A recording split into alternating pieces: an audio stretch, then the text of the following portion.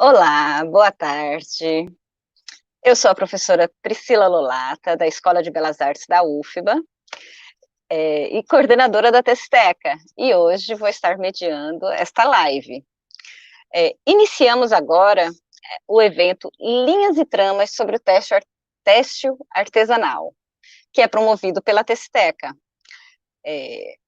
Agradecemos, primeiro, a participação, né, das nossas convidadas e de quem está nos assistindo, e da equipe da Testeca que tornou esse evento possível. A Teciteca é um projeto de pesquisa e extensão da Escola de Belas Artes da UFBA, que nasceu em 2014 e estava sob a coordenação do professor Taiguara Aguiar, e desde 2019 está sob a minha coordenação. Tá? Bom, a equipe atual da Teciteca é formada por estudantes da EBA, da Escola de Belas Artes, né, e do BI de Artes da UFBA. E eu gostaria aqui de apresentar para vocês, espero que apareça a imagem de cada um, que é Deise Borges, Flávia Moreira, Joás Santos, Naira Lise, Pedro Coleto e Zulmira Correia.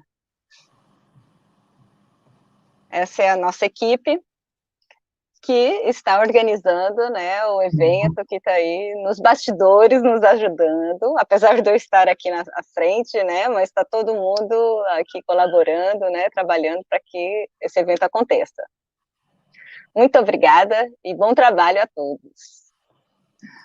Bom, a gente está abrindo hoje o evento com a luxuosa presença de duas convidadas muito especiais para a Testeca, inspiradoras, que é Lucínia Maier e Vera Filippo, que vão estar conversando, trazendo para a gente informações desta live, que está recebendo o título de A Importância do Acervo Têxtil para a Preservação da Cultura Tradicional.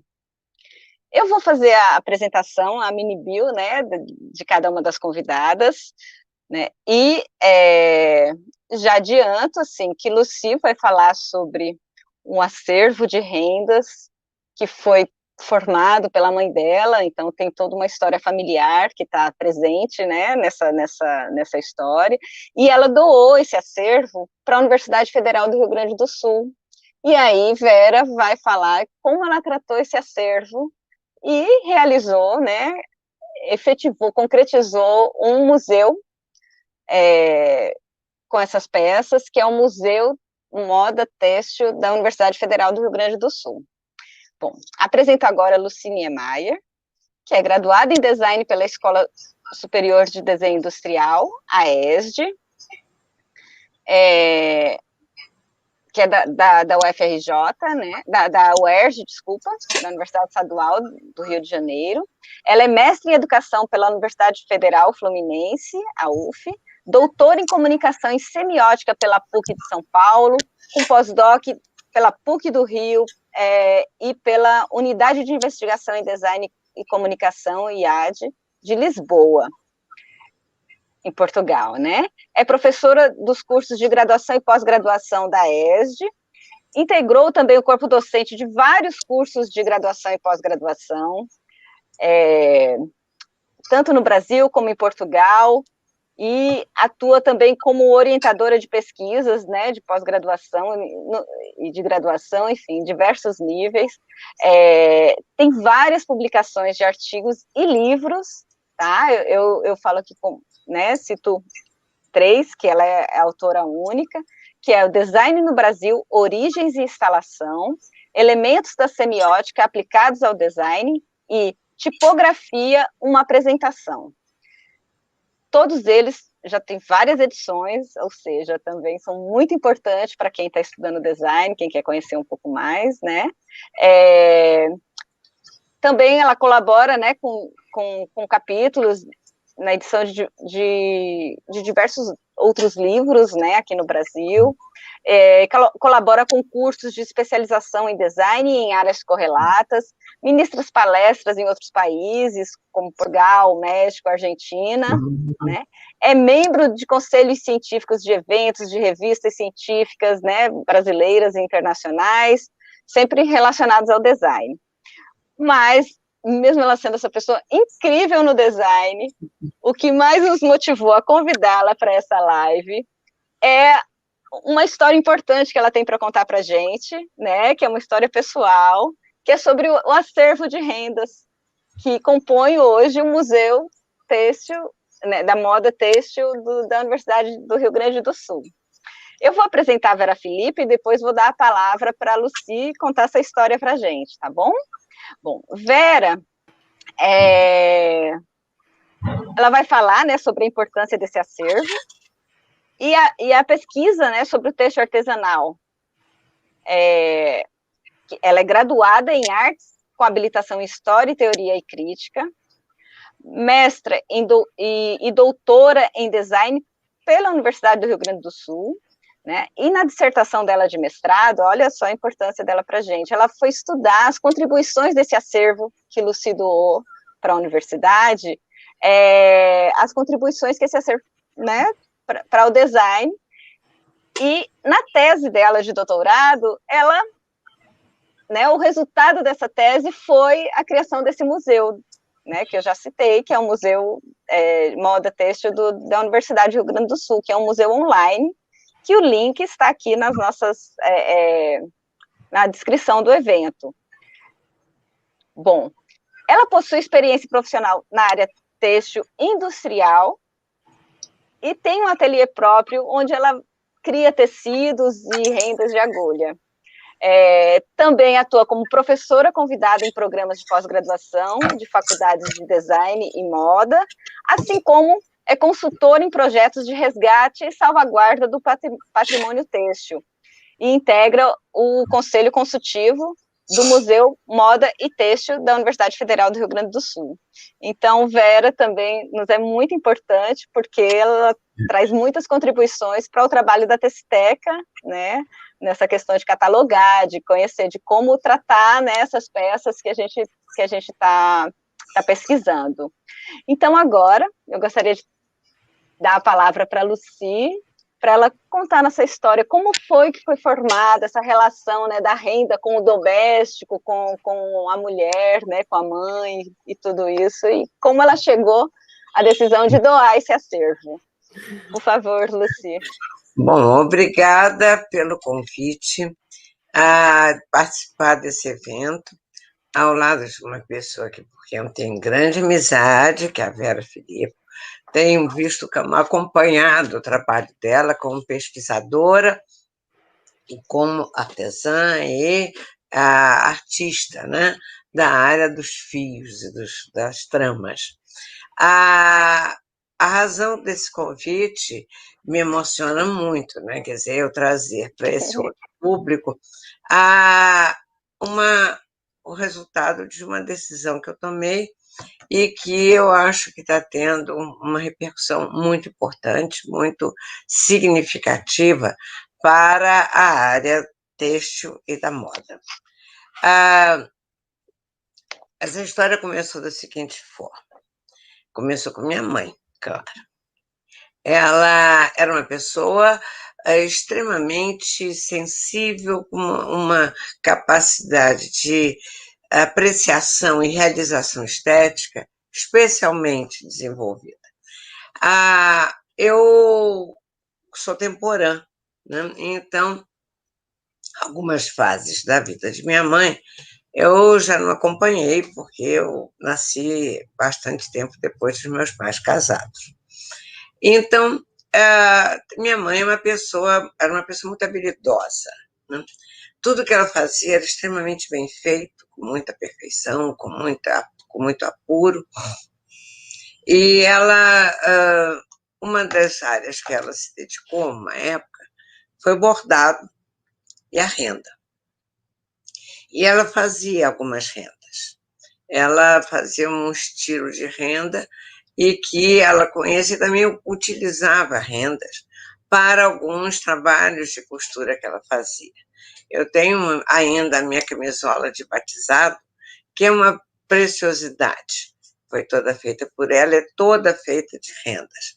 Todas elas, as rendas presas umas nas outras, de uma perfeição, de um apuro e com alguns bordados também. E assim se deu, e ela sempre gostou de usar rendas, né?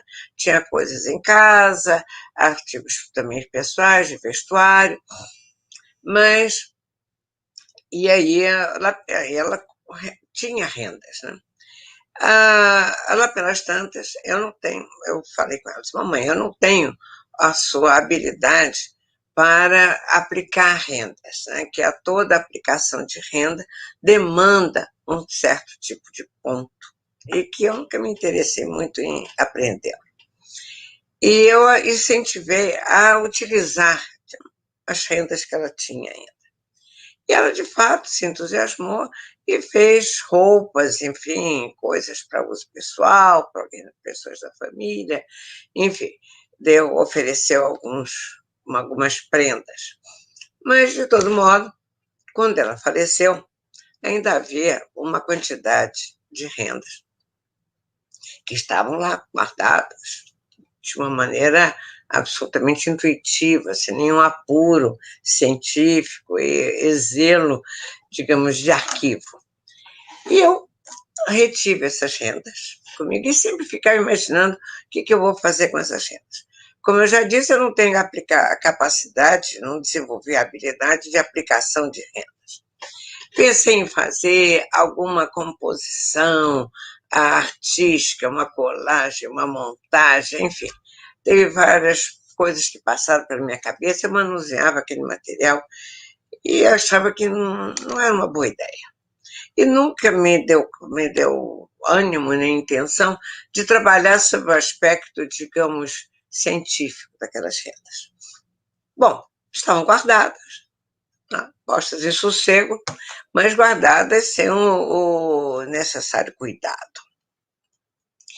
Quando uma vez eu fui convidada a participar de uma banca na Universidade Federal do Rio Grande do Sul, e lá eu tenho pessoas conhecidas e muito queridas, e uma delas é a professora Evelise, que tem um laboratório, né, de têxtil, e ela me convidou para conhecer as instalações que tinham passado por uma alteração, e eu vendo o trabalho dela, e ela tinha feito um trabalho com renda muito peculiar, era uma aplicação gráfica de renda numa bola de, de beisebol, né?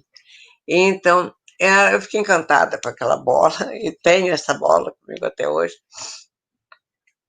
E aí eu me lembrei das rendas de minha mãe. E eu comentei com ela, olha, eu tenho uma caixa de rendas, lindinha, eu acho bonitas e bastante diversificadas. E eu até hoje não sei o que fazer com elas. Vamos pensar um projeto de pesquisa, nós duas juntas. Digo, olha, Evelise, eu lamento dissuadi-la, mas já se passaram vários anos que essas rendas estão sob minha guarda, e até hoje eu não me interessei muito em fazer nenhuma pesquisa. Eu não acho que de mim não vai sair nada que interesse muito, não. Mas que tal eu trazer essas rendas para você analisar, para que para o seu laboratório fica aí entregue às suas mãos? Tá bem, numa próxima vez que eu venho ao Rio Grande do Sul, coisa que não era muito rara, de tempos em tempos, as pessoas lá da pós-graduação me chamavam para compor uma banca, para, enfim, algum tipo de interação. Na vez seguinte, que eu fui ao Rio Grande do Sul, a Porto Alegre, levei a Caixa das Rendas. E a Evelise se mostrou muito interessada, que beleza, que coisa interessante, que isso, que mais aquilo. Eu digo, está dado, está nas suas mãos, você dá o destino que você acha entender como melhor. Passou-se. Passado algum tempo, eu recebo um contato um telefonema da Evelise falando que tinha entrado em contato com ela uma pessoa, a Vera Filipe, que estava interessada em fazer um mestrado e o tema dela era renda. Ela não tinha ainda fechado um projeto de pesquisa. E aí a professora Evelise me perguntou se autorizava ela mostrar a Vera o acervo de rendas. Fique à vontade, você está em suas mãos, você faz o que bem entender com eles. Eu sei que o destino vai ser bem dado.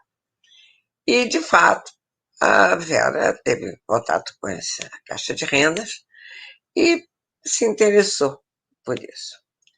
E resolveu, então, abraçar esse acervo como o objeto de pesquisa dela, no sentido de catalogar, classificar, higienizar, enfim, fazer uma pesquisa exploratória nesse material que lhe chegou às mãos. Eu achei um destino maravilhoso. Eu digo, olha, acho que está muito bem encaminhado, e principalmente considerando as características que guiaram a vida de minha mãe. Minha mãe era uma pessoa muito sensível, muito calma, tímida e muito voltada para a cultura, para o conhecimento. Então, esse material que ela havia deixado e que encontrou um destino tão nobre de ser objeto de pesquisa de uma pessoa lá junto a um programa de pós-graduação da Universidade Federal do Rio Grande do Sul, não poderia ter destino melhor, né? Eu acho que eu estive à altura dessa delegação, mesmo que não tenha sido deliberado, de minha mãe. Eu acho que ela teria concordado plenamente com essa decisão que eu tomei de encaminhar essas rendas para a pesquisa na universidade. E o primeiro trabalho, então, de mestrado da Vera com essas rendas foi de organizar, identificar, categorizar, sistematizar, higienizar, guardar, enfim, todo um trabalho muito dedicado, muito sério. E eu acho que essas coisas não acontecem à toa. As rendas são feitas de fios que se entrelaçam e geram tramas e geram maravilhas, né? Que são a presença das rendas está ao longo da história, há muitos tempos, né? E está na vida da gente também, né? E essas tramas, esses entrelaçamentos desses fios, podemos tomar como uma metáfora da vida, né? Eu acho que esse acaso não é também tão casual, né? Eu acho que as próprias rendas encontraram um caminho adequado para elas, né? Elas foram, foram passando por essas tramas ao longo de muitas décadas, né? E que encontraram seu destino adequado e que pudesse ser também útil para outras pessoas. Não ser uma coisa de uso tão pessoal como elas tiveram esse destino ao longo de muitos anos. E eu acho que também isso estaria de acordo com os princípios de minha mãe.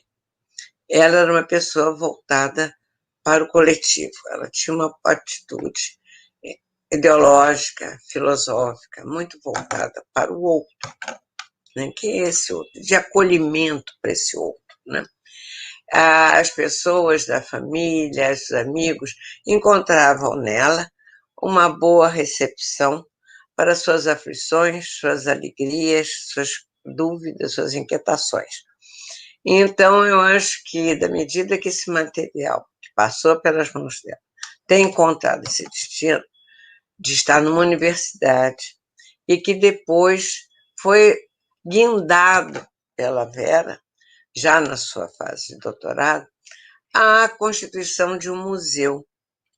de Moda e Têxtil da Universidade Federal do Rio Grande do Sul, o que é uma inspiração fantástica que ela teve.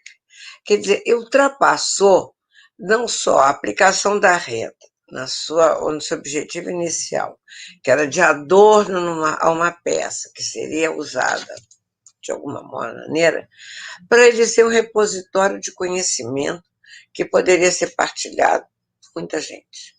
Essa foi uma inspiração que eu acho uma ideia fantástica que a Vera teve e que encontrou com a professora Evelise uma boa parceria para que isso acontecesse. A partir dessa ideia, foi-me pedido que eu formalizasse essa doação para a Universidade Federal do Rio Grande do Sul, coisa que eu fiz sem titubear e acho que foi muito bem feito e está em boas mãos. E que esse conhecimento, que é das tramas e das linhas e das tessituras, possa ser o embrião de um museu crescente.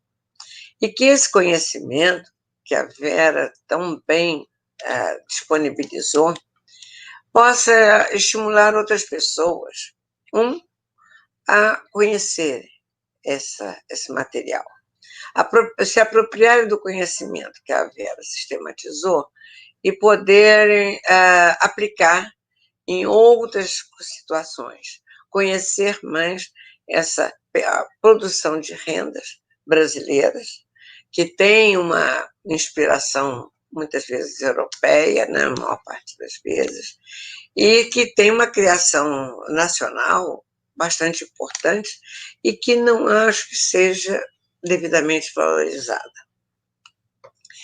E outro aspecto, a partir desse núcleo inicial, desse acervo que partiu de minha mãe, né, de origem da minha mãe, outros acervos, outras peças possam ser acrescidas e que se tenha, então, um polo de renda e que a internet ainda viabiliza alguma coisa muito importante, né?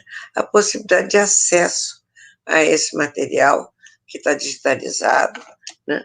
E que não, até num estágio talvez inicial, não implique necessariamente num contato pessoal direto com esse acervo. Que isso possa ser ou reproduzido, essa atitude que a professora Vera iniciou com a sua pesquisa e com essa sua iniciativa de criar esse museu, de ser um ponto de valorização de uma realização nacional ou ocorrida aqui no Brasil, ou trazida para o Brasil, e que as pessoas se apropriem disso, desse conhecimento, de entender esse entretecer de fios.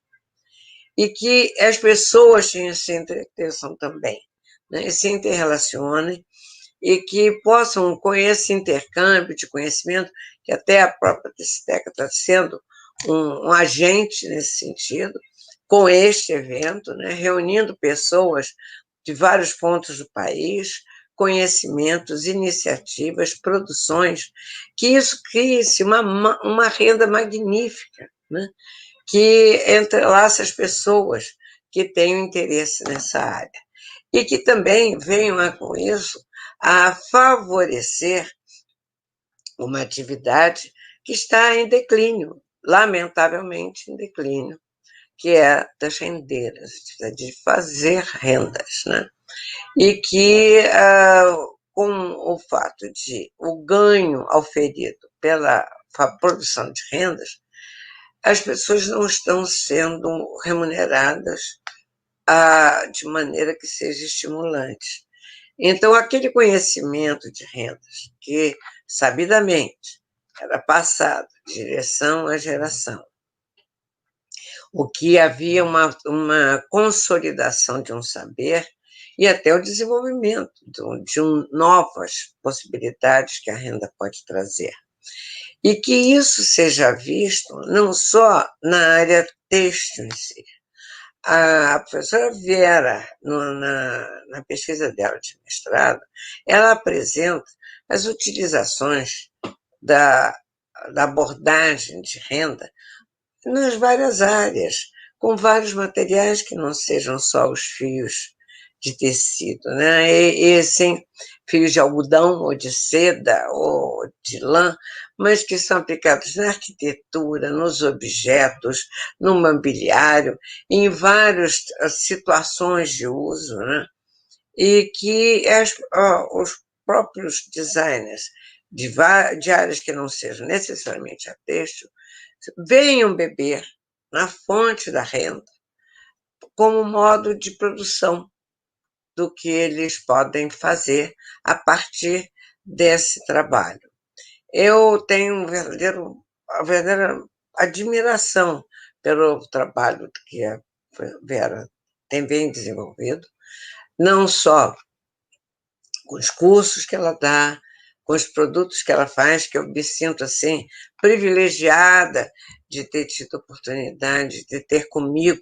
Aqui está uma peça que é feita por ela, que eu tenho especial apreço também, além das outras que eu tenho, vários estilos diferentes, e que as pessoas respeitem esse fazer, aprendam esse fazer, e divulguem esse fazer para valorizar, né? Então, eu me sinto, assim, muito privilegiada hoje por estar aqui, divulgando essa história, que talvez, quem sabe, possa servir de incentivo a alguém que tem em casa, numa caixinha, umas rendas bonitas, interessantes, diferentes, né? E quem sabe não se vai para aprender tanta coisa do modo de fazer. Quer dizer, esse objeto da cultura, da produção e da mão humana, né, trabalhando, isso pode ser inspirador, que esse evento que a Decitec está promovendo possa ser um grande dinamizador do conhecimento, da produção, da pesquisa e da valorização da questão do tecido e da renda. Fico contente em ver que há pessoas interessadas no assunto e que não se perca esse conhecimento, não se perca essa prática e que se valorize mais uma produção brasileira, nacional, que é tão pouco apreciada com seu devido valor. Então, e tem um aspecto que eu acho que ganha um destaque para mim, que é um fazer que tradicionalmente é um fazer feminino. Tem alguns núcleos de renda que os meninos trabalham com renda até certa idade. Depois, por uma questão de uma tradição machista, a meu ver, eles se afastam. Isso é algo que eu tenho, não sou especialista em renda, mas de uma observação sistemática, eu percebo que isso ocorre. Mas fazer renda não é necessariamente coisa de mulher. Mas eu acho que é tão difícil, difícil, não, desafiador, que demanda uma constância, demanda uma determinação, que eu acho que posso estar enganada, mas dialoga bem com pessoas que têm, por natureza, a possibilidade de ter dentro do seu corpo um outro ser humano por 9 meses. Então, isso não é para principiantes. Enfim, gerar pessoas, gerar rendas, não é tão banal. Demanda criatividade, persistência, capricho, né? Senso estético, né? E um diálogo com as tessituras, né? De vem para cá, vai para lá, dá-se um nó, dá-se um espaço, aperta, relaxa, né? Então, o fazer rendas, eu acho que é uma forma de respirar, é uma forma de vida. Eu sou um grande apreciadora desse material, apesar de nunca ter me dedicado a ele, a não ser como apreciadora e, eventualmente, usuária, né? Então, eu desejo, assim, muito boa sorte por todo o itinerário que ainda a Vera Felipe ainda tem pela frente, ela é jovem, com ganas, com competência, e que ela ainda vai poder contribuir muito para essa área. Aqui também, a STECA e, em seu sentido mais amplo, o próprio curso da EBA, da UFBA, eu acho que pode dar uma grande contribuição para essa área. Né? Há muito que pesquisar, há muito que difundir, há muito que conhecer e, sobretudo, valorizar. Eu agradeço a oportunidade de contar. Bom, muito obrigada, Lucia. Linda essa história, emocionante, né? E a sua relação, mesmo não tendo trabalhado, digamos, cientificamente com acervo, mas a gente percebe como foi importante para a própria preservação do acervo, da memória, né? Isso acho que é inspirador, inclusive, para as famílias, para as pessoas que têm um acervo semelhante, às vezes da bisavó, da avó, não sabe como lidar, fica guardado lá no maleiro, em uma caixa, não se desfaz pelo apego afetivo, mas também não sabe preservar, não tem onde colocar, expor. Então, a doação para um acervo, para uma instituição, né, que tenha condições de pesquisar e trabalhar com ele, vai manter essa memória e preservar o acervo. Então, acho que isso é muito bom o seu depoimento nesse sentido, para demonstrar para as pessoas que tem outras possibilidades, né? Isso também traz a diversidade de peças, né, os pontos que se usa, tudo. E depois eu vou querer ouvir um pouco mais de você sobre a questão do feminino, da emancipação feminina através dessas habilidades, né, Sim. tá? A gente vai ouvir um pouco agora a Vera e depois a gente retoma para fazer esses comentários, para discutir sobre isso. Tá bom? Okay. Muito obrigada. Eu que agradeço. Então, agora a gente vai falar com Vera Felipe, entender como foi que ela trabalhou com esse acervo, qual a relação dela com esse acervo, né? E a criação do museu, que foi a sua tese de doutorado. Certo, Priscila. Bom, antes de mais nada, né, agradecer o convite e uma iniciativa maravilhosa desse evento de vocês. E que responsabilidade tem que falar depois da Lucida, depois desse depoimento dela. Bom, mas vamos lá, então. Assim, tem uma questão também desse acervo que ele mudou a minha vida, né? Foi uma... além de tudo que nós vamos tratar aqui, então, com certeza, assim, foi uma transformação na minha vida, porque... bom, eu vou contando isso aos poucos, tá? Mas até, assim, gostaria de ressaltar, tem uma pessoa muito importante também nessa história toda, que é a Evelise, que foi a minha orientadora de mestrado e doutorado. Então, foi uma pessoa sempre presente e que sempre me estimulou muito nessa jornada, né? E... eu também gostaria, então, de situar um pouco essas questões no tempo, antes de focar também na questão da importância do acervo. Que essa conversa entre a Evelise e a Lucy, se eu não me engano, ela aconteceu no final de 2010, porque foi nessa época que eu terminei meu TCC na universidade sobre artes, né? E a Evelise foi a minha orientadora de TCC.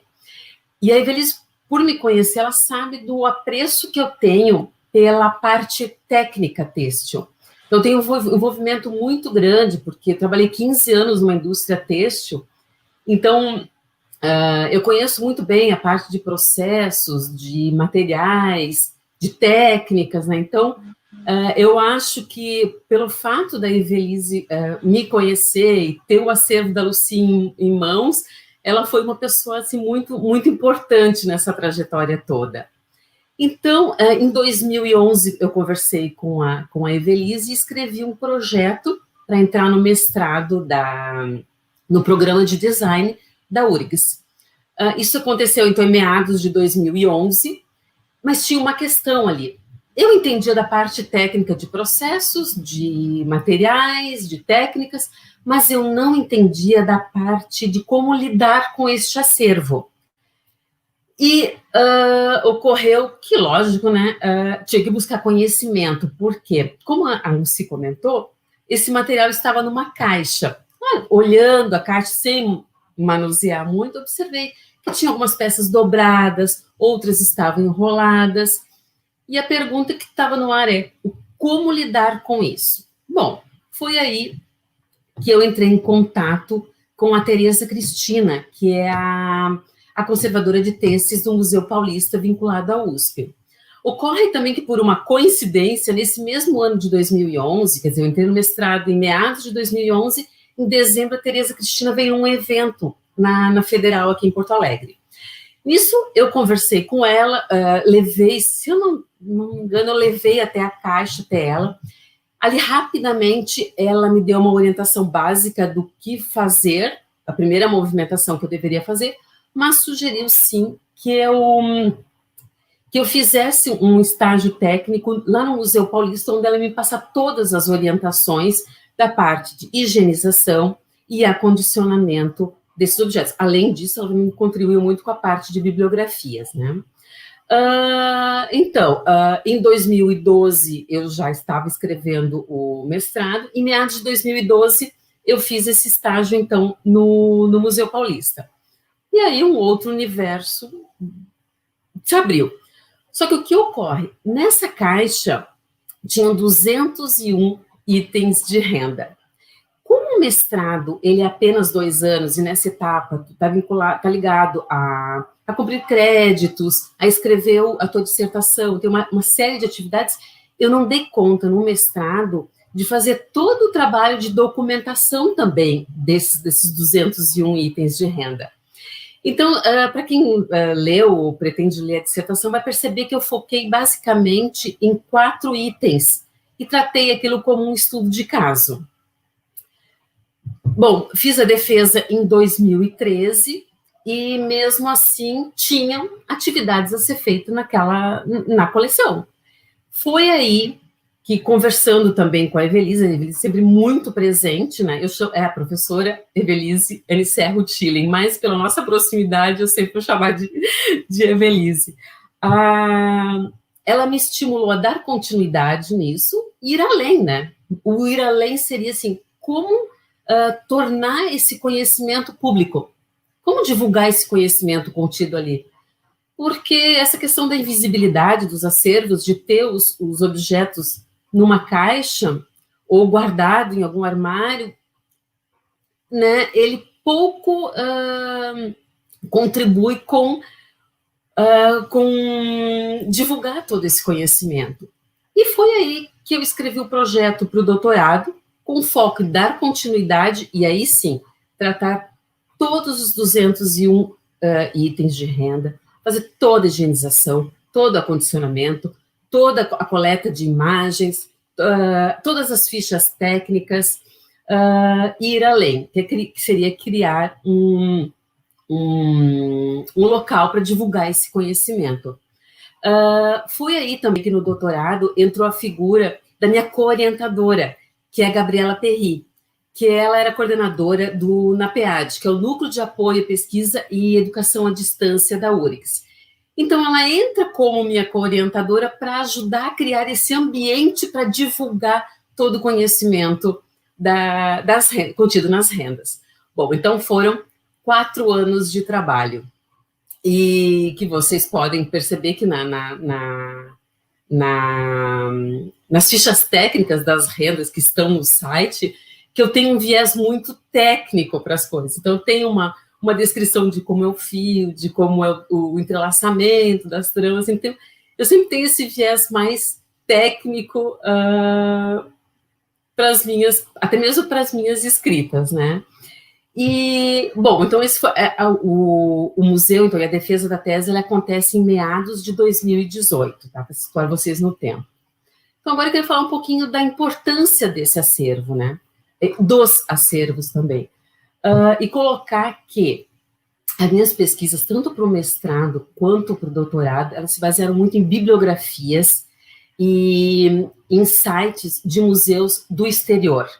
Porque eu percebi, né, e vejo que ainda é assim, que em instituições museológicas e de ensino do exterior, essa questão de vincular a acervos têxteis, inclusive de rendas, com outras práticas, com outras áreas, que, por exemplo, artes, arquitetura, o design, isso é muito mais presente no exterior do que aqui.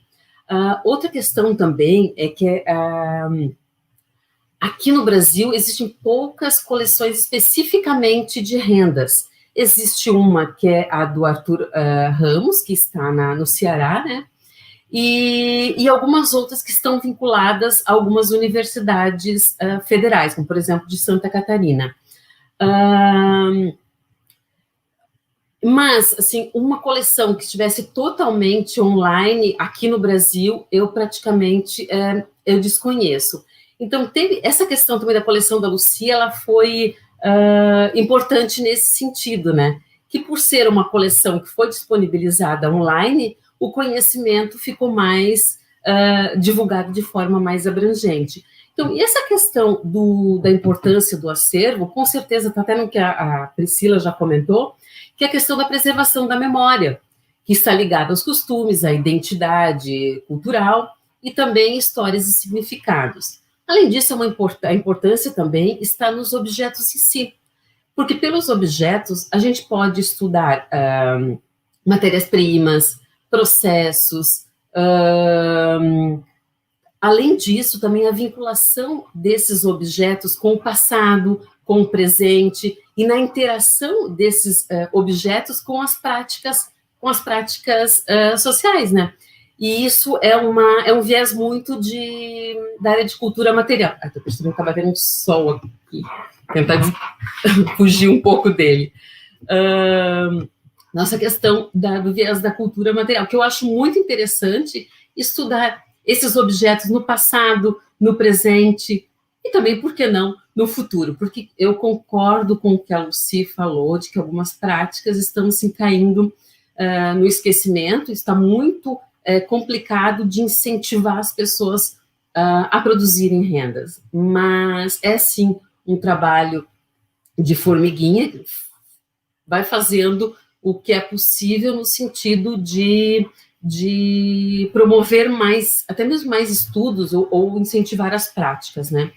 E até no artigo que eu escrevi, eu menciono um trecho que o Arthur Ramos escreveu em 1948, que já naquele período ele comenta dessa questão de que as artesãs, elas estão à margem, estão, assim, já perdendo o seu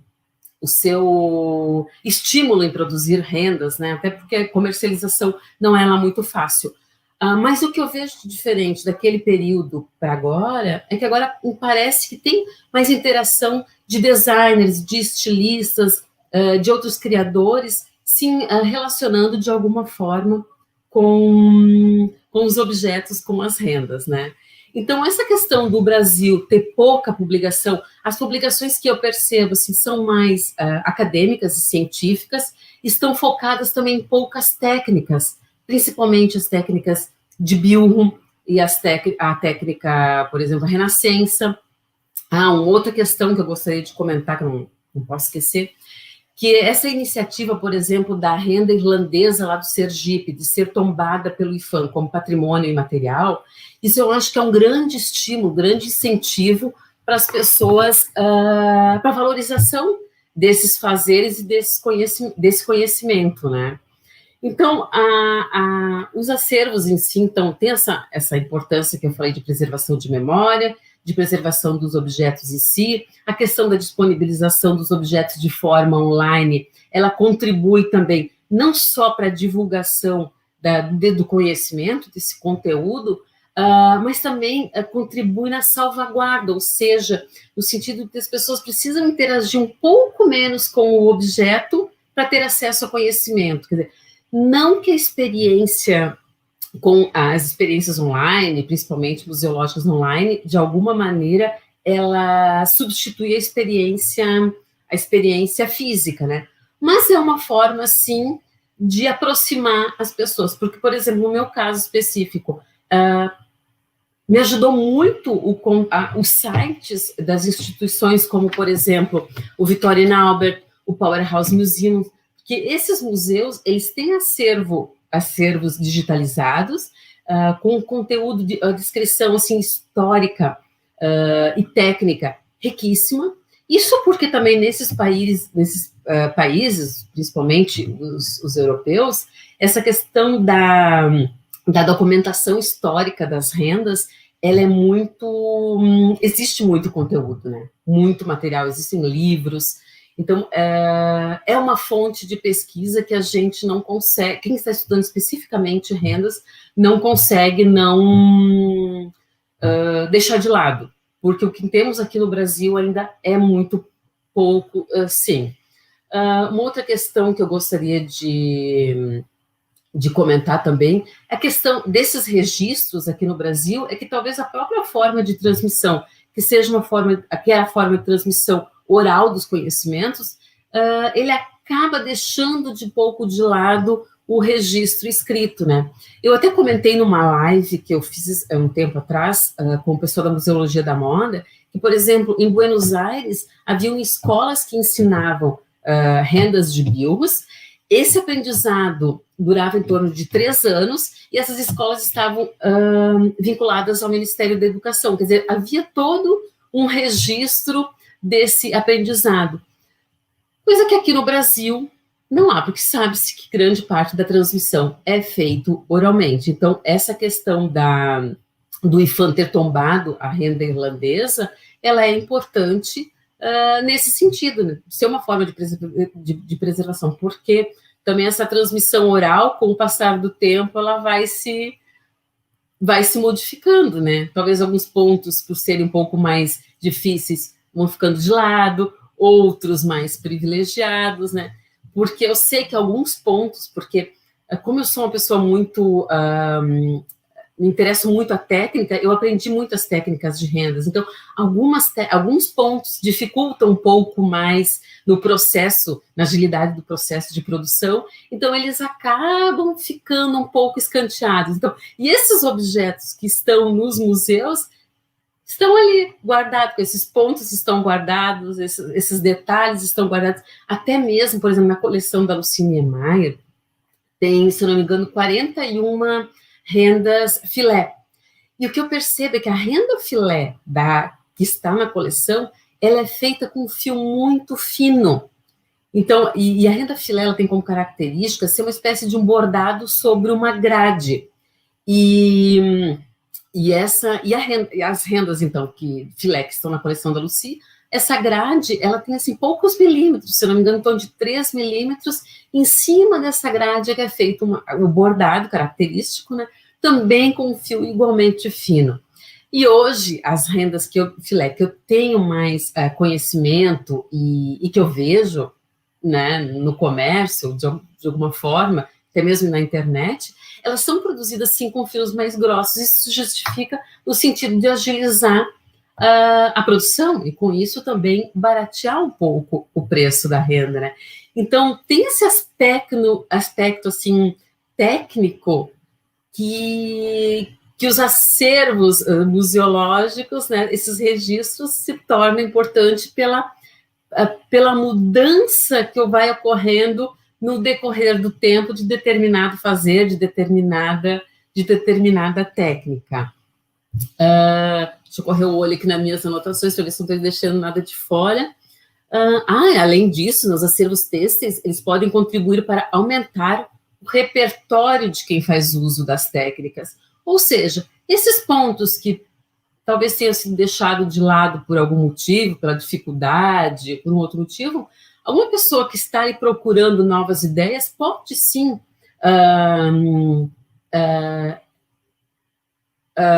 pesquisar em algum acervo para ver se descobre alguma nova sutileza num ponto, ou na forma de fazer, ou até mesmo no material que é empregado, né? Além disso, né, ele contribui até mesmo na parte de valorização do próprio patrimônio cultural, né? Porque eles podem sim incentivar o ensino e também estimular novas práticas, né? E o que ocorre também, que, por exemplo, no Museu Moda e Têxtil, até o momento, ele tem a coleção de acervos de rendas da Luci Niemeyer, essa linda narrativa que a Luci fez para nós agora há pouco tempo. Ela também, gostaria de comentar que ela escreveu um texto de apresentação que está no site. Eu lembro que na época eu pedi para ela, eu pedi também fotos e ela generosamente cedeu assim, algumas fotos que estão ilustrando lá. Então, por lá você pode ver os pais da Luci, a Luci criança no colo da mãe. Então, é muito rico essas lembranças, essa narrativa da Luci. Então, tudo isso contribui para o mais, assim, digamos, para que o trabalho fique o mais completo possível, né? E sim, eu tenho muito interesse em ampliar as coleções do Museu Moda e Têxtil. Sei que outros pesquisadores que têm um envolvimento na URGS, tanto no design quanto na própria museologia, vão ter oportunidade de trabalhar nesse sentido, mas de uma forma, assim, paralela, eu não consegui me desvencilhar dessa temática das rendas, né? Eu estou com a mão aqui, gente, para amenizar um pouco o sol que está batendo aqui. Bom, porque eu comecei, então, a estudar as rendas em 2011, terminei em 2018. Então, foi muito envolvimento, era praticamente um envolvimento full-time. E, logicamente, que quando eu defendi a tese, eu até comentei com a Evelise, assim, eu estou com saudade, tá? Tem um vazio. E eu gostaria, assim, de contribuir, porque foi, assim, muito conhecimento, eu adquiri muitos livros, fui atrás de muita informação, e não me senti confortável em abandonar isso de forma nenhuma, né? E foi aí que, nesse meio tempo, eu conheci a Heloísa Anes, que eu tenho alguns vídeos no meu canal sobre ela, um especificamente dela falando da coleção, que é uma senhora de 92 anos, que tem um acervo riquíssimo de rendas, com muitas técnicas também, mais ou menos no mesmo sentido, no mesmo caminho da coleção da Luci.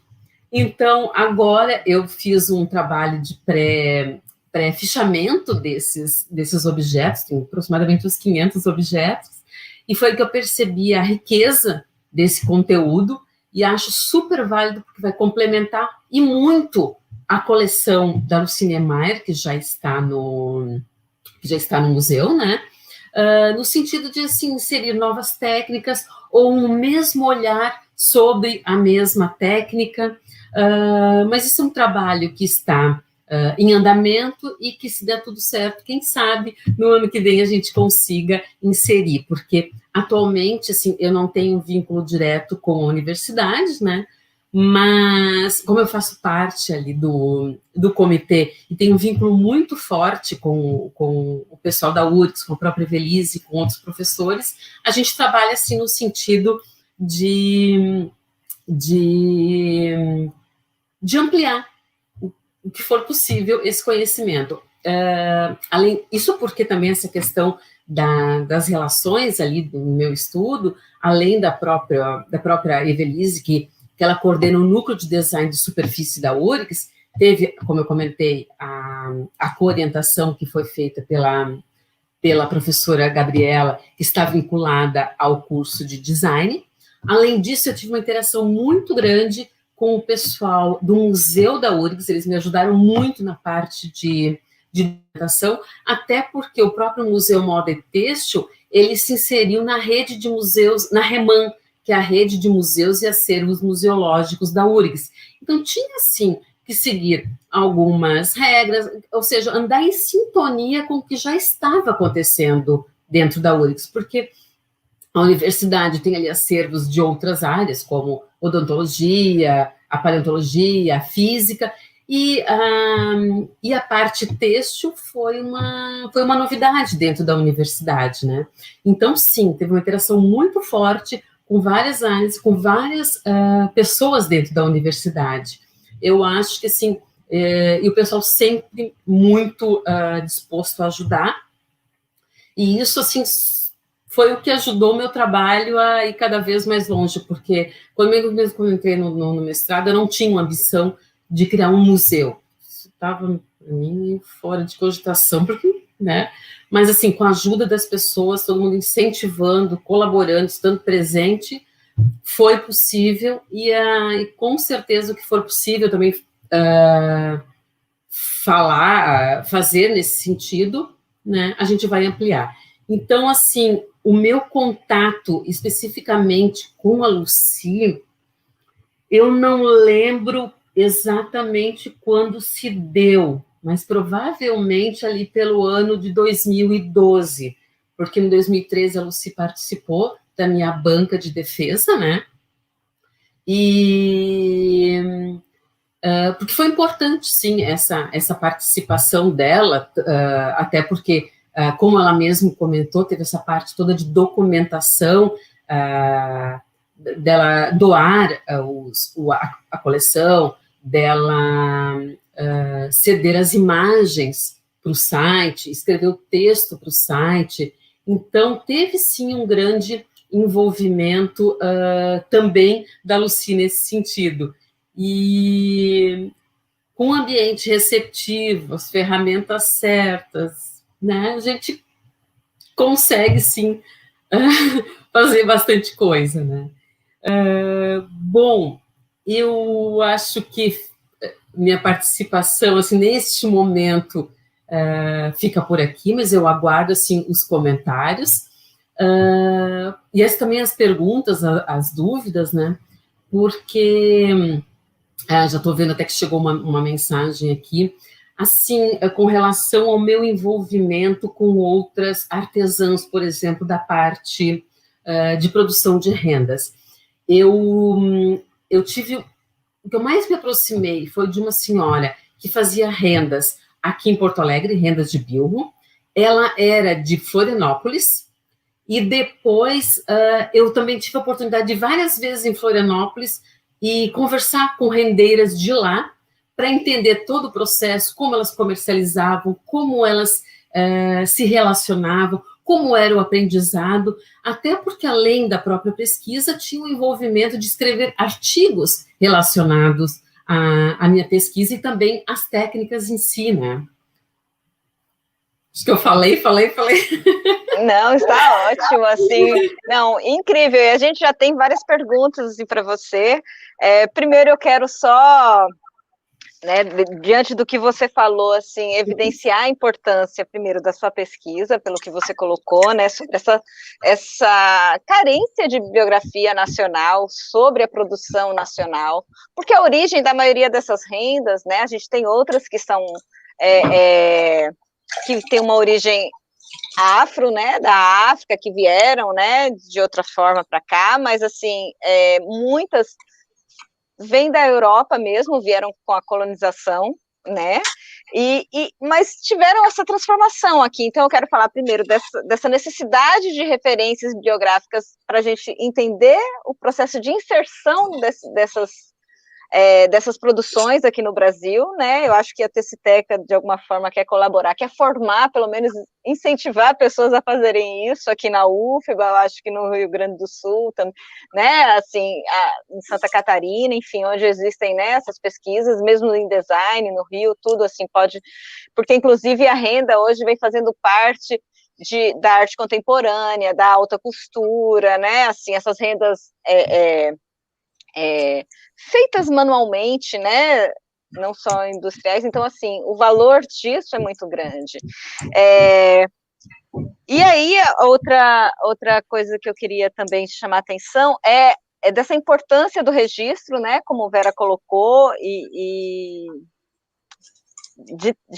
do registro por escrito, né, que, ao meu ver, é um papel muito mais das universidades, das instituições museológicas, porque quem produz a renda, assim, pode até registrar de uma forma de diário alguma coisa, mas um conteúdo mais científico, mais de registro mesmo da existência daquilo, das diferenças, de relações com outras produções, né, produções de outras pessoas, de outros locais, eu acho que é um papel que está mais para a gente, eu digo eu, como pesquisadora, e não, né, que não trabalho efetivamente, né, na produção desses testes, mas sou uma grande admiradora. Então, assim, que fique, né, o recado para quem gosta, quem produz, inclusive, mas tem uma relação com o museu, com a universidade, com alguma instituição que possa, né, dar bases, dar fundamentos para se fazer essa pesquisa, mesmo porque, né, também a gente sabe que cada região vai desenvolver aquela técnica de uma forma, você citou uma coisa, né, é a técnica, os materiais utilizados para esse desenvolvimento da técnica, né, para essa produção, às vezes uma rendeira em específico vai ter uma produção diferente, né, que vai ter um diferencial de outra rendeira, mesmo fazendo a mesma, mesmo utilizando a mesma técnica, o mesmo ponto, até a mesma linha, e você vai ter alguma diferença, e às vezes um muda a linha, outro vai mudar, o birro pode ser, tem várias formas de birro, na Bahia tem um tipo, às vezes até de Salbara para Ilha de Maré vai ter um diferencial da renda, né, lá do Cariri ou de Santa Catarina. Então, assim, você mesmo tem um artigo, não tem, Vera, que fala sobre essas diferenças. Então, assim, é muito interessante, né, pensar nisso. Bom, e aí a gente vai ter as questões aqui, que eu vou fazer primeiro as de Vera e depois faço para a Lucy, que a de Vera, ela já falou sobre essa relação, né, que ela já teve com as rendeiras, teve, né, essa questão, que é... Só fazer uma complementação com relação a isso. Uhum. Não, assim, só para comentar que, realmente, quando eu levei alguns nomes de alguns pontos de bilros feitos no Nordeste, levei para as rendeiras ali de Florianópolis, elas diziam, não conheço. Eu falava pelo nome, né? Agora não estou lembrado do nome. Não conheço. Uhum. E aí eu mostrava a imagem, mas isso é o ponto tal. Não, é bem interessante assim. Até a ideia de tu... Realmente, acabam sendo trabalhos regionais em função dessa questão, né? Isso mostra a riqueza, né? Isso só amplia a riqueza, né, dessas técnicas, dessa produção. Então, a gente tem uma pergunta que diz que quando você teve contato pela primeira vez com o acervo de rendas de Lucy, já tinha em mente estudar também a preservação cultural do material, ou isso aconteceu com o tempo, com esse contato?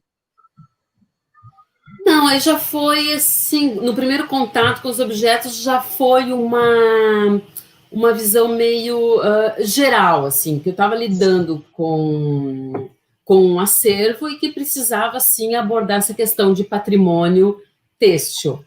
Então, lá como eu estava num programa de design, né, eu acabei privilegiando mais a área de design, mas a parte de patrimônio e de acervo, ela já foi trabalhada também logo de início na minha dissertação. Até mesmo pela busca, por exemplo, dos conhecimentos de como lidar com os objetos, né, de procurar a Teresa Cristina, então tinha uma preocupação. Ninguém saiu metendo a mão naquilo, lavando, porque tinha algumas pecinhas que estavam enroladas num papelão, sabe? Várias rendinhas delicadas. Ninguém saiu desenrolando aquilo. Ficou ali guardadinho, até saber como fazer, porque sabia que não era um objeto qualquer, era patrimônio, enfim, tinha que saber como lidar com aquilo. e procurar a pessoa certa para orientar nesse sentido. Então, a preocupação foi desde o início mesmo. A gente tem uma pergunta aqui de Sâmia, que é: quais são as maiores dificuldades para manter o acervo? Bom, a questão da URGS, tá? Desde o começo se sabia que a gente não teria um espaço físico para o museu, né? Teria, sim, um espaço, que é no núcleo de design de superfície por enquanto, que toda a coleção está acondicionada e guardada. Mas, como a gente sabia que não teria um espaço físico para mostrar esses objetos, né, optamos pela estratégia de um museu digital. Até porque está, sim, se pretende, a professora Joana, que hoje em dia é diretora do museu, pretende, sim, futuramente, quando passar toda essa questão de Covid, assim, a gente reiniciar os trabalhos no sentido de tentar um espaço dentro da universidade, até para ser um espaço mais propício para pesquisadores, porque, por enquanto, a gente não tem nem como mostrar a coleção para pesquisador, porque o acesso está, né, está inviável. Mas eu acho que a questão do espaço físico, por ser uma universidade federal, que às vezes a pessoa é um pouco dificultosa essa questão, acho que em linhas gerais é mais ou menos isso. Certo, obrigada, Vera.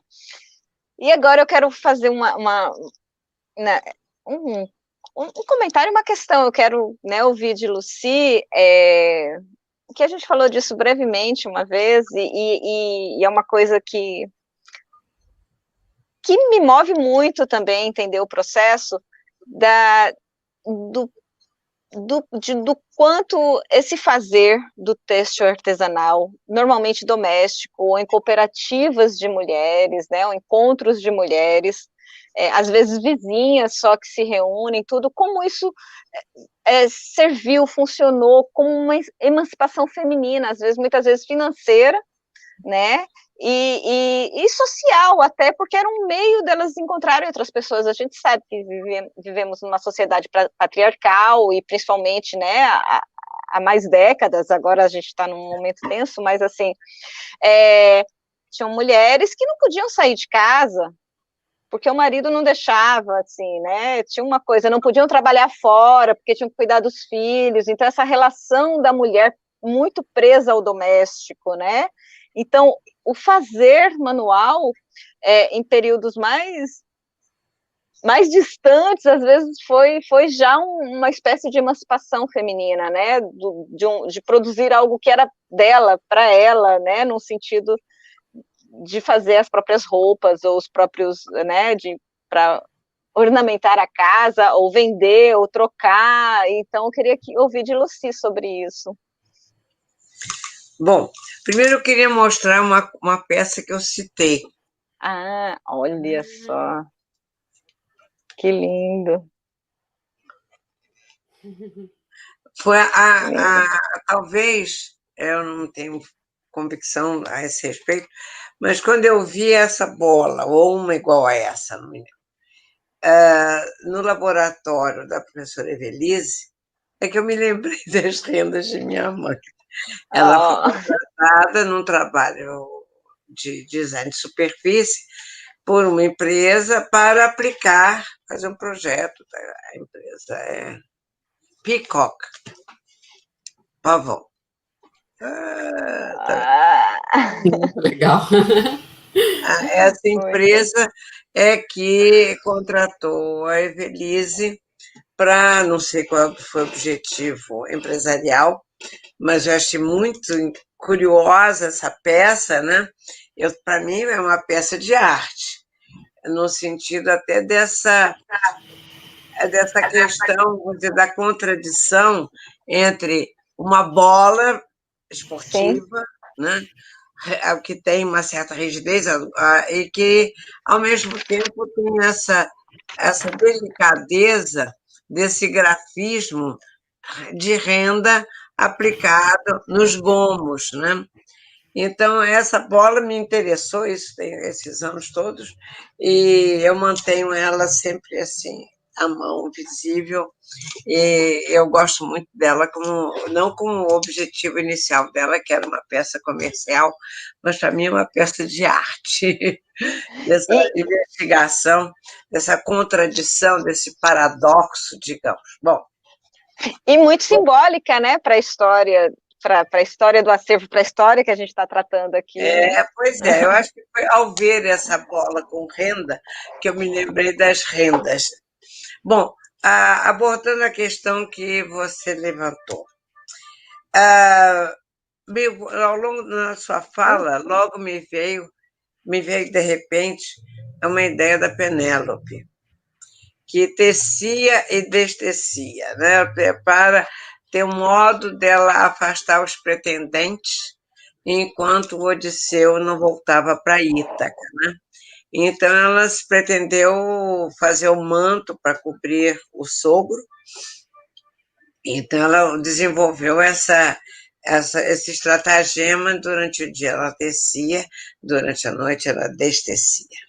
Então, acho que essa metáfora da tessitura, do tecer e do destecer, no caso dessa história da Penélope, com o objetivo, né, de preservar um espaço para a volta do marido tão esperado, e que tal se deu, depois de muita peripécia.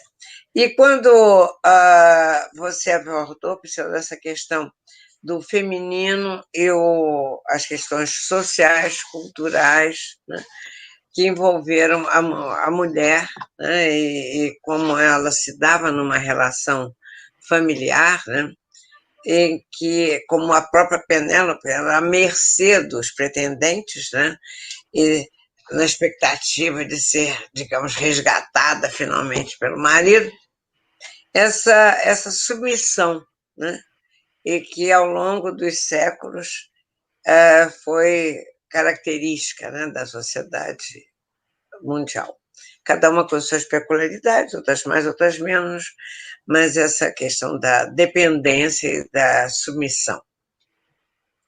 Então, qual era esse patriarcal que os antropólogos e sociólogos, enfim, estudam isso com bastante acuidade.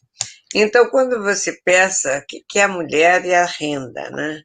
Ou seja, de um fio que é amorfo, né? Que eu consigo, ao manipular, gerar uma outra coisa que tem uma possibilidade. Ou seja, do caos, do nada, dá uma ordem. A partir da minha inserção, da minha atuação, eu poder criar algo, né? Quase que de um vazio. Por outro lado, há outros tipos de aplicação desses trabalhos, outros tipos de renda, em que você, por outro lado, tem um tecido inteiro e você recorta para depois fazer as rendas nesses recortes, né?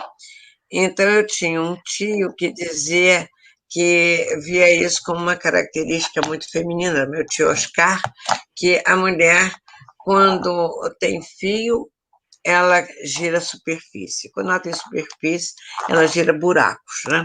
Então, essa busca de um fazer que ele é você gerar uma novidade, algo que não havia antes. Quer dizer, de um tecido extenso, plano, completo, eu esburaco, né, e faço uma renda, né, completo, eu faço aquele buraco para gerar uma outra coisa. E de um fio, né, de um rolo de fio, eu gero uma outra coisa, seja até pelos crochês, pelo tricô, enfim, outros modos de fazer. Então, eu acho que a renda tem a ver com um objeto que, em geral, é fácil de acesso, né? Uma linha não é uma coisa tão difícil. Você pode, inclusive, pelos materiais primários, né? A lã, a própria seda, o algodão, eu gerar a matéria-prima desse fazer. E essa engenhosidade, que talvez tenha ficado bastante sufocada numa mulher submissa, presa dentro de casa, e seja um espaço de expressão de si própria, né? Então, Uhum. eu acho que a renda, ela mostra essa, como a gente fala, está enredado, né? Está misturado, está preso a alguma coisa, né? Essa mulher que também estava muito enredada, né? Nas relações familiares.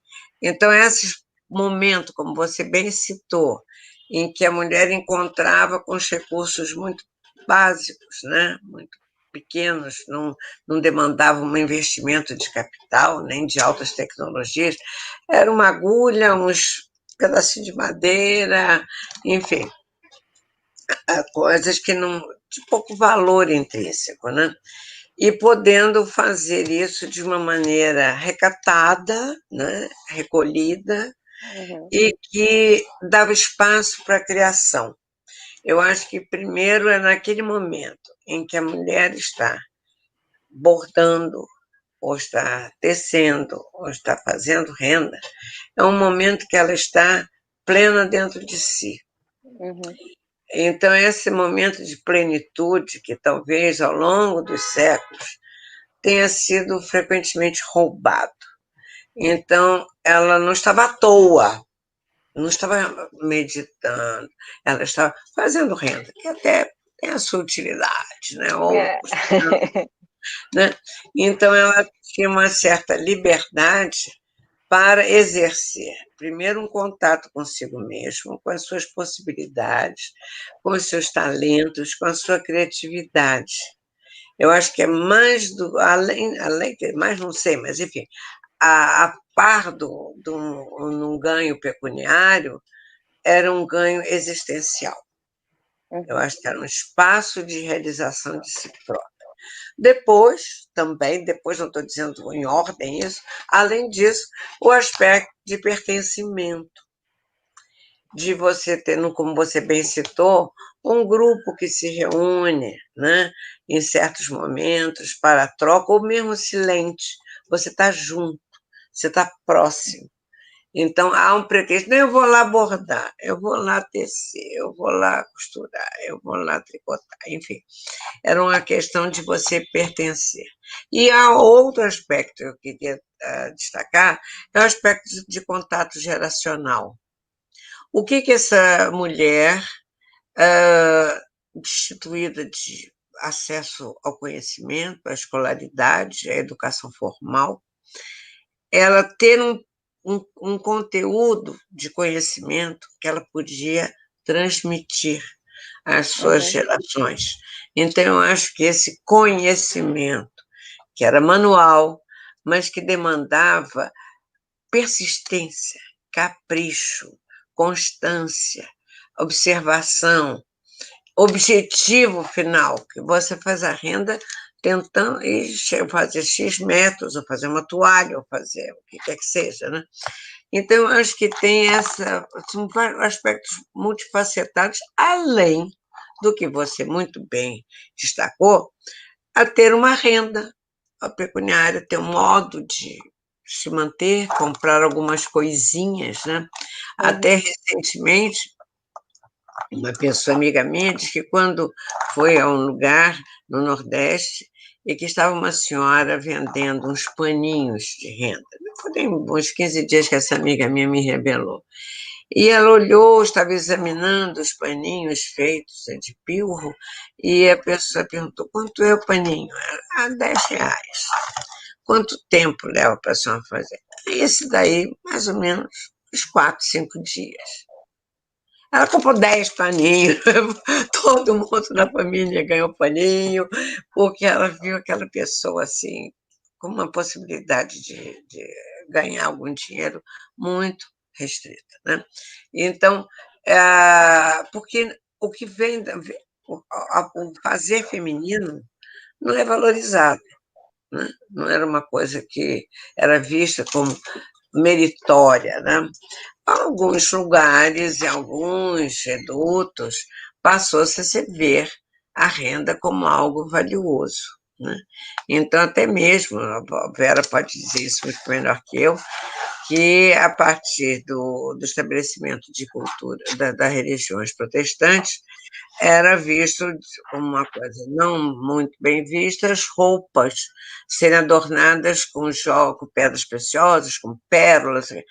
O que as classes mais abastadas passaram a usar? Renda, né?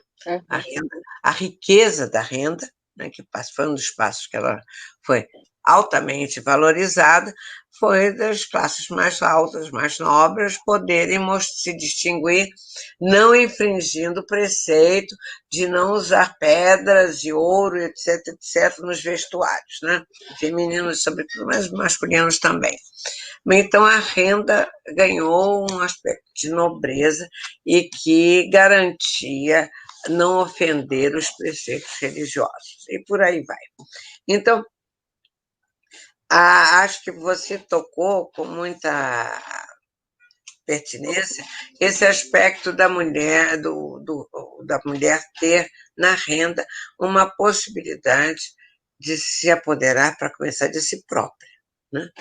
Do seu papel social, do seu papel familiar, e também seria melhor ainda se ela pudesse ter um resultado financeiro que a estimulasse a isso, né? Então, como em qualquer trabalho artesanal ou que não tem um resultado financeiro muito apetitoso, esse conhecimento vai sendo abandonado, não há seguimento. Os filhos descendentes não se interessam por ele, né? Então, isso é uma pena. E daí também, como a Vera muito adequadamente a mencionou, a guarda desse saber, né? Isso está guardado, está possível de ser acessado em outros momentos, por pessoas que queiram, talvez, resgatar esse saber e até ressignificá-lo, dá-lo de outra forma, dá-lo de outra maneira, numa outra circunstância cultural, social, tecnológica, o que é que seja. Então, eu acho que a memória é o que faz o ser humano poder se desenvolver. Que se a cada dia ele esquecesse, ele estava zerando, né, todo um passado. Então, o mérito exemplar desse museu, que foi criado a partir de uma iniciativa da Vera Filipe, é um repositório de cultura, de saber, de identidade, e que está ali. Até com apesar de todas as restrições que nós estamos vivendo nos últimos meses, mas até mesmo nas dificuldades de deslocamento e contato das pessoas com culturas ou resultados, enfim, de outros lugares geograficamente distantes. Então, o fato de ter esse material digitalizado já é importantíssimo. E até como estímulo, como você bem disse, a outras pessoas a tentarem. Agora, uma coisa de uma semana talvez, uma amiga minha que mora em Lisboa, portuguesa, ela mandou umas mensagens fazendo lá umas mexidas, arrumações lá nos guardados. Ela é uma pessoa que é mais ou menos repositório da herança familiar. Ela mostrou umas roupas, inclusive camisola, calçolas, lindíssimas, lindíssimas, né, que elas estavam lá guardadas. E ela me disse que já havia entrado em contato com o Museu do Traje, em Lisboa. Não sei se algum de vocês já teve a oportunidade de conhecer o Museu do Traje. É um passeio que vale a pena fazer. E ela vai doar esse acervo da família de roupas, né? Era toucas e, sei lá, uma série de coisas que estavam lá, até aquela colarinho duro, sabe, do final do século XIX, do século XX, ela tinha isso guardado, sei lá, um canto da casa qualquer lá, estava guardado, então ela vai doar para o Museu do Traje. O que eu acho uma iniciativa maravilhosa, que as peças que ela tinha, Claro. coisas assim deslumbrantes, pelo menos em foto eu fiquei encantado, imagino, se eu tivesse tido a oportunidade de ver lá. Mas eu acho que isso de você mesmo, não tendo possibilidade de um acesso direto, até mesmo você acabou de dizer, Vera, essa questão de um glossário, né?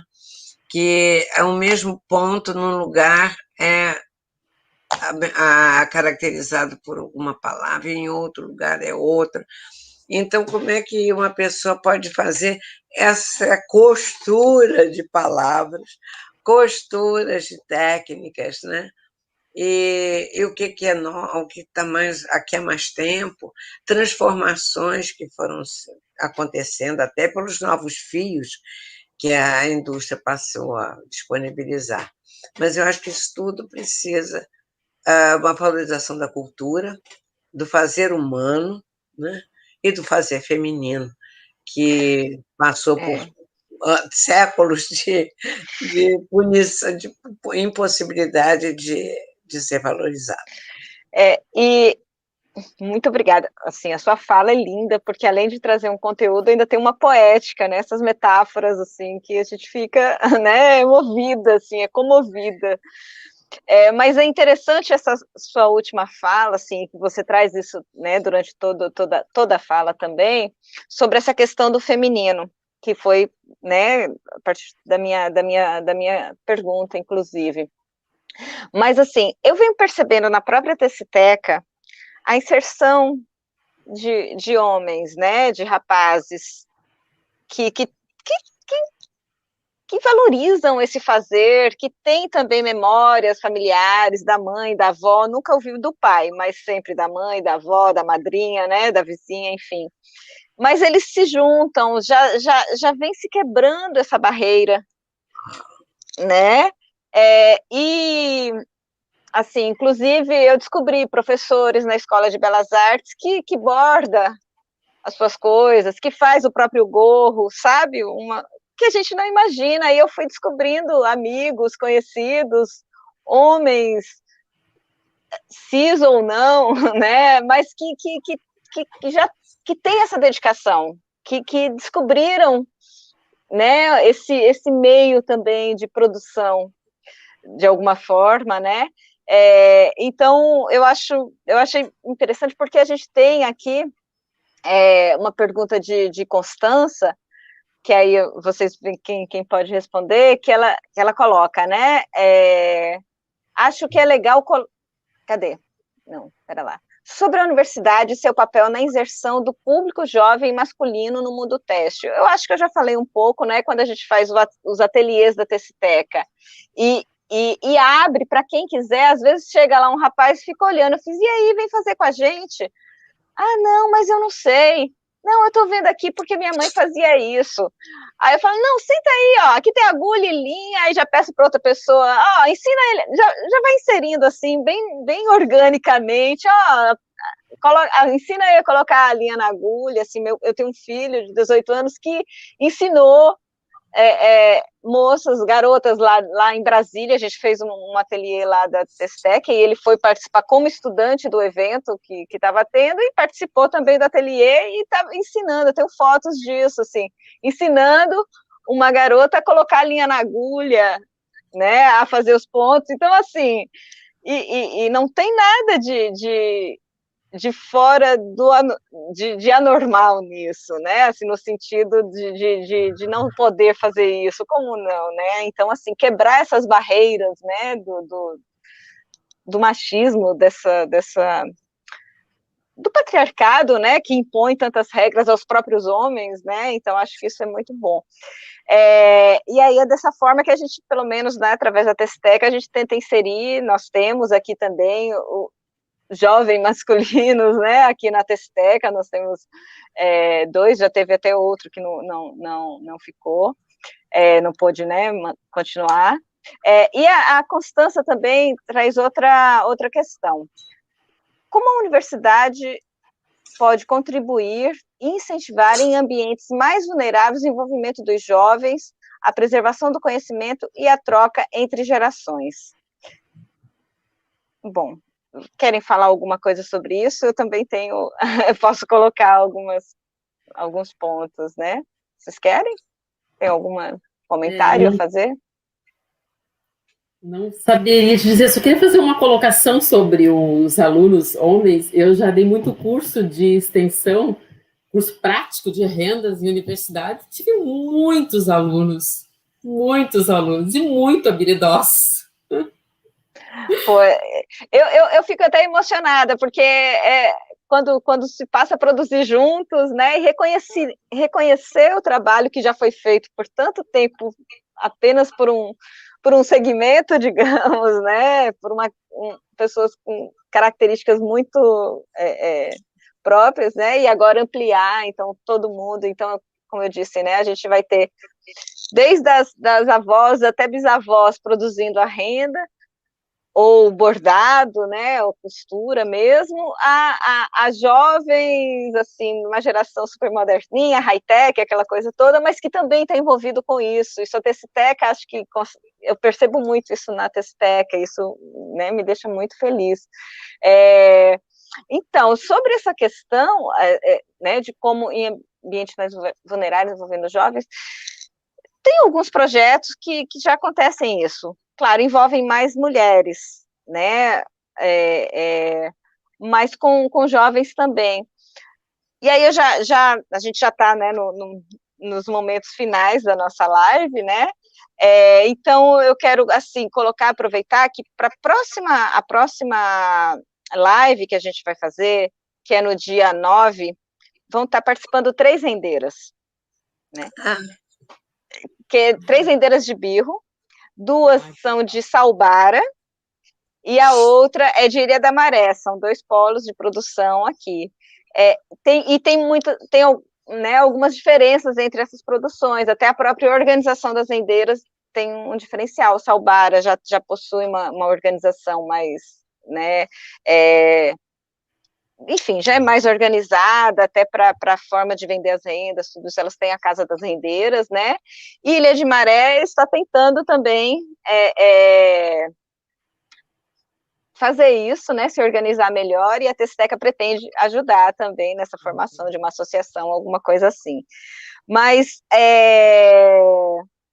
e aí, Dona Conce, que é como a gente chama, é Maria da Conceição, mas, né, eu chamo de Dona Conce, ela falou de um projeto já que ela iniciou lá em Ilha de Maré e que pretende continuar, assim, a Teciteca tem muitas vontades, né, a gente vai tentar colaborar, né, que ela pretende continuar, que é dar aula de renda de birro nas escolas, e que as crianças gostavam. Então, isso é muito importante, porque a gente percebe que, exatamente, por não ter uma renda, muitas vezes, não tem um retorno financeiro que vale a pena, ou que se pode dedicar de tempo para produzir a renda, porque se leva tempo, é uma coisa que não tem como você ser rápido, você tem aquele tempo que né?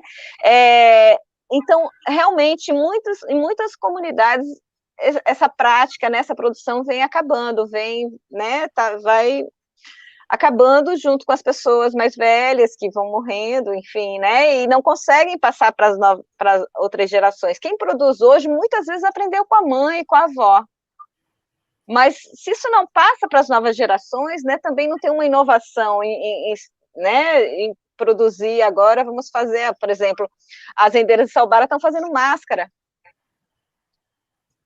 né? Ou seja, o que está se usando, o que é a moda, o que pode ser rendável. Vamos adaptar nosso produto também a essas demandas para que a gente tenha esse escoamento, para que vale a pena nessa produção, realmente, no sentido financeiro, né? Então, aí eu queria colocar essas coisas, né, falando mas eu vou falar o que a gente vai, né, nossas próximas lives. Tem aqui mais uma questão que é da Danília. Existe algum projeto para orientar as pessoas que possuem peças sobre conservação e manutenção dessas peças? Como é possível disponibilizar as peças para estudo?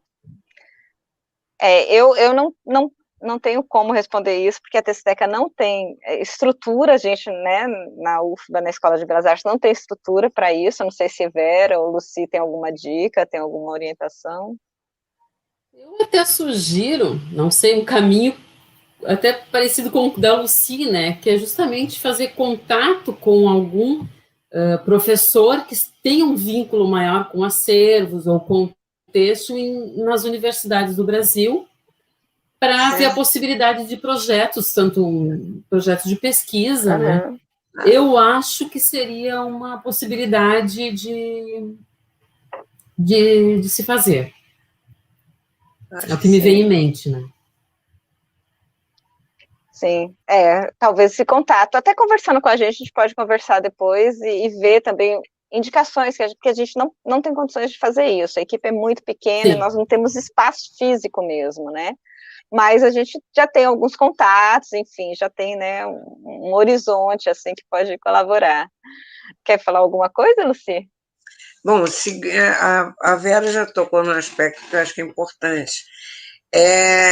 Haver uma instituição que possa receber isso.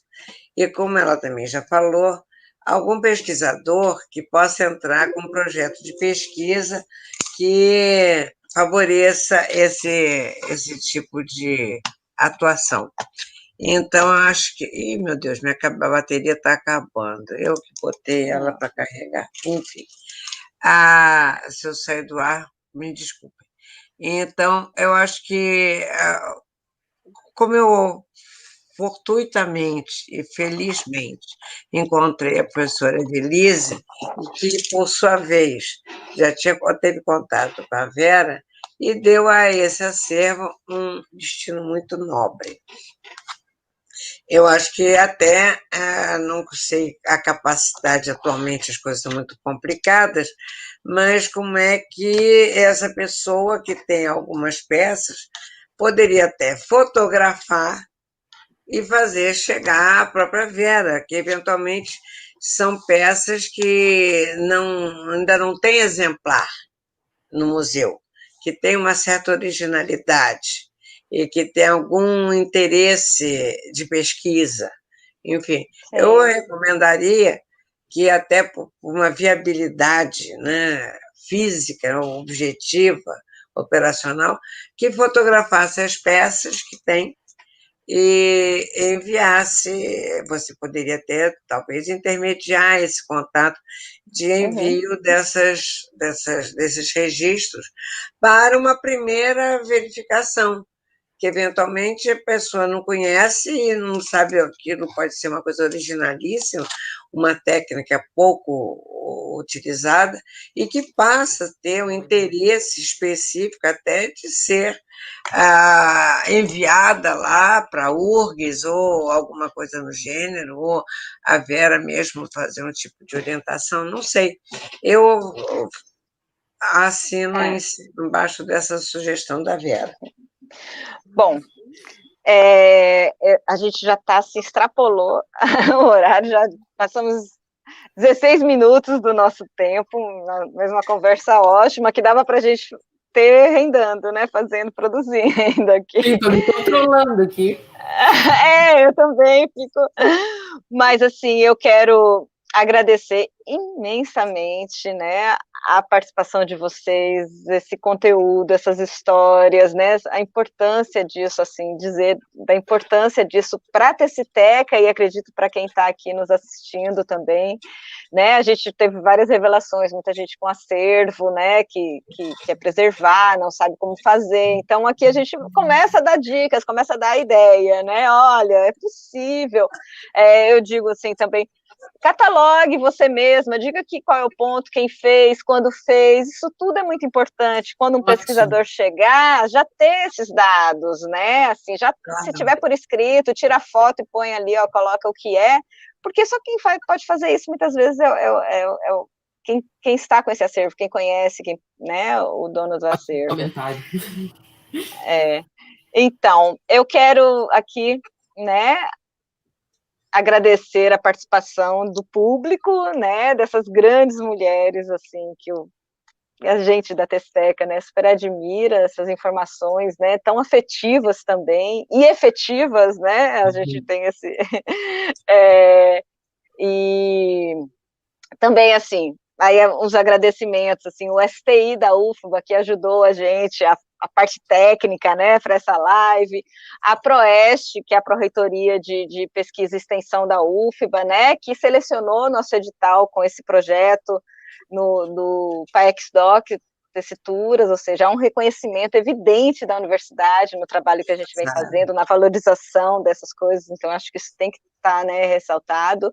E aí a gente continua com a programação, eu quero falar aqui, então no dia 9, como eu já disse, nós vamos ter a live Linhas do Fazer, a resistência da renda de birros na Bahia, que vai contar com Maria da Conceição, Maria do Carmo e Diana Félix, Dona Conce, que é a Maria da Conceição, é de Ilha de Maré, como eu disse, Maria do Carmo e Diana Félix, de Salbara, né? No dia, isso será dia 9, no dia 16 a gente vai estar aqui novamente com Maria do Carmo, que é a rendeira de Salbara, com Márcia Gunning, que é uma designer de moda, uma pesquisadora também, né, ela é doutoranda aqui na UFBA, em administração, nessa relação do design dialógico, ou seja, você pesquisar essa produção, mas considerando todo esse contexto, então elas vão estar conversando, né, como isso se dá, essa parceria, né, entre Márcia e as rendeiras de Salbara, que é Linhas e Rendas, a malha relacional de Salbara. E também, nós já não temos mais vagas, mas eu quero anunciar que a gente ofereceu, né, a oficina Borô, Perpassando Tradições, que é uma técnica tradicional japonesa, que a artista Dora Araújo, que já pratica essa técnica, já tem um grupo, né, de feitura dessa técnica, que é um tipo de costura, de alinhavo, que é, né, de origem japonesa, mas que você pode fazer em casa, remendando uma roupa, reformando, ou fazendo um paninho, né, alguma coisa. Então, vai também ter essa oficina, que já estão com as inscrições encerradas, superou a demanda e a gente não tinha mais como abrir vagas, tá? Mas, então, é isso. Eu quero realmente agradecer, né, a vocês e avisar que essa live vai ficar gravada, né, aqui no Facebook, então quem quiser assistir depois, enviar para alguém, enfim, né, rever e tal, tá aqui. Que também as lives geram certificados, tem o link na descrição para quem está assistindo na hora, porque após encerrar a live a gente retira, né, o link, ou seja, você assistiu, preencha lá nosso questionário e você recebe o certificado, que é importante, né, porque isso é conhecimento, então vamos certificar que você teve esse acesso, né. E é isso, uma boa tarde a todas e a todos, e até a próxima, né. Tchauzinho. Quer colocar alguma coisa, Lucy, que tá aí, assim, quase... Nós três, acho que a gente gosta de falar, e aí fico... Mas vamos ter outros momentos, vamos fazer outros momentos para estarmos aqui, tá bom? Muito obrigada, então. Tchau a todos. Obrigada pela participação. Tchau. Tchau.